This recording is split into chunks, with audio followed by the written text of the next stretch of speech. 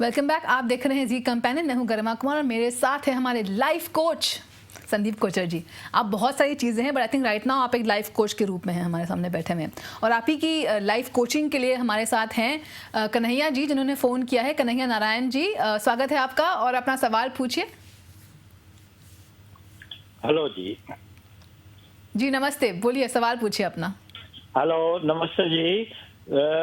आपका प्रोग्राम में मैं बिल्कुल हमेशा देखता रहता हूँ और बहुत सी चीजें उसमें बड़ा पसंद आती है। जैसे आज जो ये भाई बैठे हुए हैं जी। इनकी मैंने पहली दफा इनकी डिस्कस सुनी है जी। तो इनके लिए जो शेयर बोल रहे हैं बड़े अच्छे शेयर बोल रहे हैं। इसमें मैं 2 लाइनें आपको बोलना चाहता हूँ। सबसे पहली तो ये है जी कि यूं तो जमाने में हर एक कोई खुशी तलाश करते हैं, खुश नसीब तो वो है जिन्हें खुशी तलाश करती है। क्या बात है, क्या बात है, बहुत बढ़िया। ये कॉलेज में बहुत पॉपुलर होंगे। मैं आत्मा हूँ, परम पिता परमात्मा की संतान हूँ, जो है ही सुख और शांति का दाता। उसके अलावा सुख शांति किसी के हाथ में नहीं। बिल्कुल सही कहा सर आपने, बहुत बढ़िया। और जो हमारा कर्म है, हम जो कर्म करते हैं प्रीवियस, जी, जो हमारा प्रीवियस कर्म है उसके अनुसार हमें खुशी और गम मिलता है। बिल्कुल आपने अच्छे देखिए, कर्म किए तो खुशी खुशी है। बिल्कुल।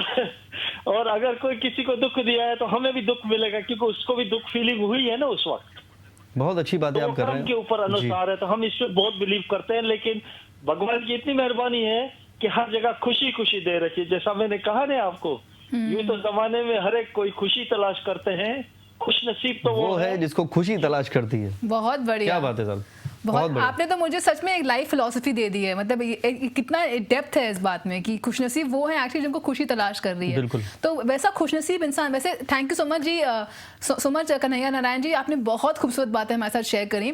और आपके ही इसने स्टेटमेंट ने मुझे एक सवाल सोचने पे मजबूर कर दिया। ये है कि तो वो खुशनसीब कैसे बने जिसको खुशी तलाश कर रही है?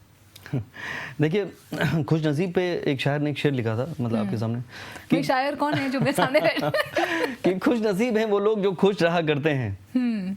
खुश नसीब हैं वो लोग जो खुश रहा करते हैं, और ऐसे सितारे किस काम के जो रात भर जगा करते हैं। तो मेरे ख्याल से जैसे लोग कहते हैं हमारा लक बताइए, तो आप you are looking for again tangible things. मेरे अगली प्रॉपर्टी कब होगी, मेरा प्रमोशन कब होगा, और ये होगा वो होगा, बट जो हुआ उसको भूल कर, तो that is not a great idea. तो आई थिंक जैसे उन्होंने कहा कि खुशी आपको तलाश करे, तो उसके लिए आपको एक उस फ्लो में आना पड़ेगा, उस स्टेट ऑफ माइंड में आना पड़ेगा जो आपको हमेशा हैप्पी रखे। और वो जो 3 चीजें हैं जो वो स्टेट ऑफ माइंड में ला सकती हैं, आप ही बोलते हैं एक्सेप्टेबिलिटी, अडेप्टेबिलिटी एंड फ्लेक्सिबिलिटी। थोड़ा कॉन्सेप्ट थोड़ा हाई फंडा है, थोड़ा उसको सिंप्लीफाई करके बताइए हमारे व्यूअर्स को कि ये 3 चीजें, acceptability, accountability, adaptability and flexibility. Accountability खाली हस्बैंड के केस में लागू होती है, बाकी जो तीनों चीजें गरिमा मैं बताना चाहता हूँ। देखिए, I also try to be in happy state, इसलिए थोड़े से I am trying to be funny today, जबकि this is a serious subject. But acceptability means जब जो भी सिचुएशन में आप हैं उसको एक्सेप्ट कर लें, because if you can not change anything, कहते हैं if you can not beat them join them. Correct. तो दैट इज एक्सेप्टेंस। अडेप्टेबिलिटी मतलब जहाँ आप हैं, in Rome become like Romans, तो वो अडेप्ट कर लिया, आपने सिचुएशन को अडेप्ट कर लिया कि I have to be like this only, never mind. इसमें मजबूरी की बात नहीं है, इट इज विजडम।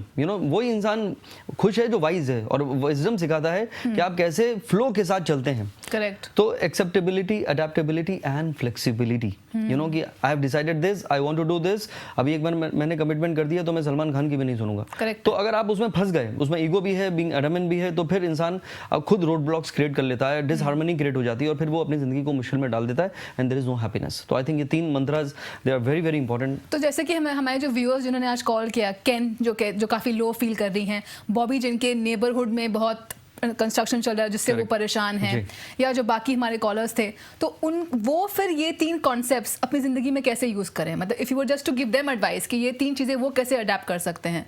जैसे मैं बॉबी के लिए कहूँगा कि जैसे मैंने कहा कि भाई अभी जब माहौल ही ऐसा है, situation like that, so accept it. तो द डे यू अंडरस्टैंड, हाँ यार ऐसे ही चल रहा है, वो तो ऐसे कहेगा। अब जिसने पैसे लगाए हैं वो आपको परेशान कर सकता है, जिसकी प्रॉपर्टी रुकी हुई है वो आपको परेशान कर सकता है। तो एक्सेप्ट इट, या इट इज लाइक दैट। बारिश हो रही है तो भीगना ही है। लोग कहते हैं कि ठंड बहुत है, तो भाई गर्मी थोड़ी लगेगी ठंड में, तो you have to accept it. अब केन की बात है, ऑब्वियसली उनके क्या है कि कुछ बहुत सारे ऐसे इमोशनल रीजंस रहे, that's the reason she is feeling low. तो मुझे लगता है कि उनको सिचुएशन को अडैप्ट करना चाहिए, because this is she said. ये मुझे बताइए कि ये जो 3 कॉन्सेप्ट्स हैं, ये कितना they sound again, I keep saying they sound very simple, लेकिन do you have to be a very spiritual, a very wise, a very like evolved person ये सब करने में? मतलब you have to work on it, right? Right, हाँ, आप बोल नहीं रही थी पर मुझे आवाज आ रही थी कि you know it is easier said than done, सब लोग यही सोच रहे होंगे, but what you said is you have not asked me a question, you have given an answer. मैं आंसर दे दिया. Yes, तो आंसर वही है, you have to become spiritual. So people who meditate, you know, they are the one who go beyond it. तो मुझे लगता है कि meditation is the only way which can make you happy, which can give you the insight to be acceptable, adaptable and flexible. बहुत सही. तो आपको कितना टाइम लगा टू रीच दिस? मतलब do you ever not be happy? मतलब कुछ क्या चीज़ें हैं जो, how do you handle it? अगर आपको गुस्सा आ रहा है, आपको कुछ चीज़ अनॉय कर रही है, कुछ चीज़ यू नो से आप तकलीफ महसूस कर रहे हैं, how do you change yourself? What is, how do you do it? देखिए जैसे if I see my horoscope, I see it is not a great phase of my life, you know, एक साल मेरा ठीक जाने वाला नहीं है, तो मैं क्या करूँगा, अपने एक्सपेक्टेशन को कम कर लूँगा. And the moment my expectation goes down, that doesn't mean I'm not motivated. But expectation को कम करने से क्या हुआ कि मेरी जो suffering है या मेरे जो result मुझे नहीं मिल रहा है मेरे expectation के according जो बड़ा वाला था, तो I will be done. तो मुझे लगता है कि अगर इंसान अपने आप को थोड़ा बदले, जैसे अभी न्यू ईयर की हम बात ही कर रहे थे, तो आपकी जो लिस्ट होती है न्यू ईयर के बिगनिंग में, you know, resolutions, I want to achieve this, I want to do that, I want to buy a bigger house, a bigger car, want to marry a more beautiful person, you know, अगर आप list बनाते चले जा रहे हैं तो फिर आप क्या करते जा रहे हैं, एक्सपेक्टेशंस को बढ़ाते चले जा रहे हैं. So you have to reevaluate that how practical it is, how feasible it is. तो अगर आपने वो तालमेल बिठाया है तो फिर then you will be at that ease situation कि जो हो रहा है, जैसे मैंने कहा, content with little yet looking for more, दोनों में बैलेंस जरूरी है. कभी कभार कंटेंट को लोग ये भी देखते हैं कि फिर यू नो इंस्पिरेशन नहीं मिलता. If you are content with life then you don't have the what you call the drive to कुछ और करने का, कुछ और अचीव करने का. आप मानते हैं ये बात? नहीं, मैंने कहा कि दोनों में बैलेंस बनाना जरूरी है. देखिए, अगर या I understand too much contentment is also something, you know, जो आपको लेट बैक बना देगा कि नहीं, I am happy with it, you know, मैं बस में जाता हूँ, I am okay with it, you know, I don't want to buy a car, then you will never buy a car. Because I believe in affirmations also. This is one of my favorite words which I use every day. Because what you think, you perceive, that perception create reality. I have a strong belief in that. There's a reason one has to be in a happy state. There's a reason you have to be in a motivated state, but with realistic dreams, one step at a time. तो जैसे मेरा जो एक और favorite word है वो है go with the flow.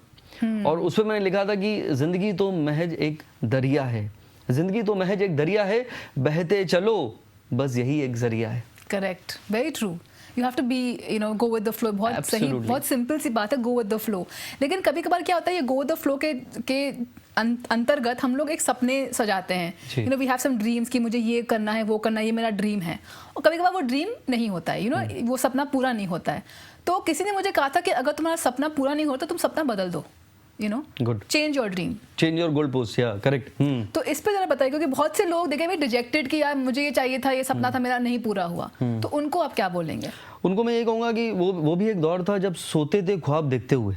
हाँ. यू नो, बचपन में कि हमारे ड्रीम्स पूरे हों, बहुत अच्छी नींद आती थी, रोज सपना देखते थे, कि वो भी एक दौर था जब सोते थे ख्वाब देखते हुए, अब नींद ही नहीं आती है उन्हीं ख्वाबों की वजह से. तो when your dream becomes your hurdles in life, that is not a great idea. Oh, that's a very beautiful thought actually, कि हाँ.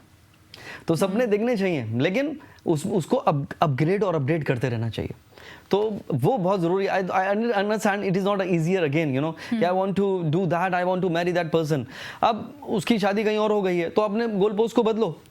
Like you said, so keep changing your dream. So I gave a funny example, but what I'm saying is, if something is not, like somebody wants to become a doctor, due to some change in circumstances, the person is not able to do it. But I've seen a lot of people who wanted to become a doctor, they became great preachers, they became motivators, they became healers. So maybe that was the calling. They found a way. And I believe in destiny. So destiny will definitely take you to the path which is meant for you. तो वो accept कर लीजिए आप. ये मान लीजिए, एक बहुत ब्यूटीफुल स्टेटमेंट है, मतलब I like it, for me it is beautiful, कि the destination of life is already destined.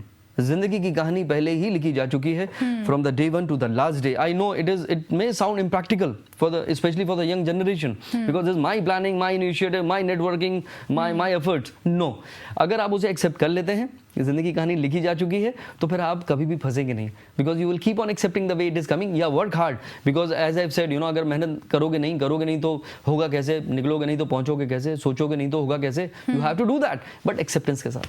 Very true. तो आपका कहना है कि एवरीथिंग इज रिटन, सब कुछ लिखा हुआ है। हाँ, डेस्टिनी भी और बेचारी जो कहती है। होता है वो अच्छे के लिए होता है। ये बहुत बार लोग इसको देखते हैं एक डिफीटर्स एटीट्यूड से भी, पता नहीं क्यों देखते हैं कि यार ये तो बहुत ही एक अपने दिल को बहलाने वाली बात होती है कि जो होता है अच्छे के लिए होता है। बट आई थिंक जो होता है वो अच्छे के लिए ही होता है। देखिए जो बीत गया, जो उसकी वो बात गई, तो फिर उसका जिक्र क्यों करें, और जो हो रहा है उसको हम एंजॉय करें, तो फिर हम कल की फिक्र क्यों करें। ये भी बनाया एक्चुअली मैंने। तो what I am saying is, you know, यही मोमेंट को जी लिया जाए, तो that is more important life. तो जाते जाते बस new year is around the corner, तो any words of wisdom to our viewers कि इस साल 2019 को कैसे जिया जाए? देखिए 2019 को मैंने किया था कि टोटल 3 आता है। 3 is a planet of spirituality again. तो if you use your wisdom instead of using your intellect, जमीन आसमान का उसमें फर्क है। तो I think life become easy. तो मेडिटेशन को जिंदगी का हिस्सा बनाएं, हैप्पीनेस को जिंदगी का हिस्सा बनाएं, छोटी छोटी बातों में ना फंसे, और ये 4 लाइन याद रखें कि बीत गया वो साल और गुजर गए वो लम्हे, नए साल में देखें चलो फिर से नए सपने। बहुत बढ़िया। तो नए साल में देखिए फिर से नए सपने। उम्मीद करते हैं कि आपके सारे सपने बहुत बहुत खुशी के साथ पूरे हों, आपके भी सारे सपने पूरे हों, और आप जब भी आते हैं आप हमको हमेशा नए सपने, नई बातें और नई खुशी दे के जाते हैं। Thank you so much Sandeep for being a part of the show. Thank you so much Garima for having me. So be kind, be compassionate and always stay happy. This is me Garima Kumar signing off on Z Companion.